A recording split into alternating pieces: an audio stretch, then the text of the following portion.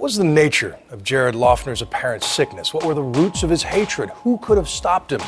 Those are the questions swirling out of Tucson tonight. Loughner's internet trail, does it tell us anything about his politics? Reading through all of his materials, or the materials that are purported to be his, he sounds quite mad, out of his mind. But there is a thread through the material that really seems pretty clear, and that thread has to do with seeing the government as an enemy. The idea of the individual against the state. The idea of the only legitimate currency being backed by gold and silver.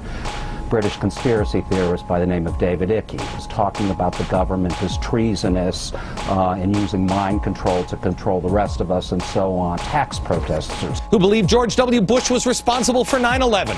He feared a global currency sprinkled with things, anti-government ideas, treason, tyranny, the gold.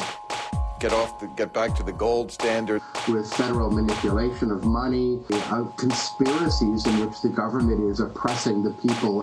The idea that the Federal Reserve was created as part of a vast conspiracy is not just embedded in the minds of people who are disturbed, but it's widely shared on Alex Jones' website. Conservative talk radio host Alex Jones. And by Ron Paul, elected Representative Ron Paul. Republican Congressman Ron Paul. The Patriot movement and the Militia movement and the Posse Comitatus movement, part and parcel of this conspiracy, involves the Bilderberger banking group, the Rothschild family. I think there's a great concern just about the future of participatory democracy, defiance of federal authority. The need for a second American Revolution. Problem, reaction, solution. It works like this.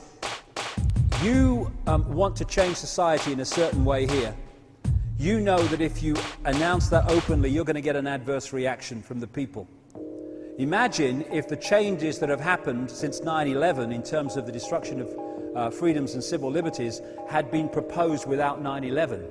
What you doing? We're doing, but this is a fascist state, we're not having this. Oh, well, no, we've got to have it because it's terrorists, Problem, reaction, solution. So, you don't announce it openly. You, at stage one, create a problem. And you create a problem. Terrorist bomb, war, run on a currency, credit crunch, rising food prices. Anything that will allow you to offer the solution you want to change society. You then tell the people the version of the problem that you want them to believe, i.e. Bin Laden did this, Lee Harvey Oswald did this. And the pathetic mainstream media, instead of investigating the official version, just repeat it to the people, and the people at stage two are supposed to react, and most of the time they do.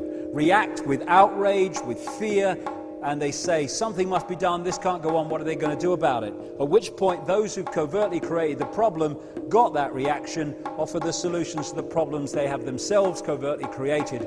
And those solutions are changes in society which advance the Orwellian state and the centralization of power, so the few can have more and more power over the many by this centralization of power.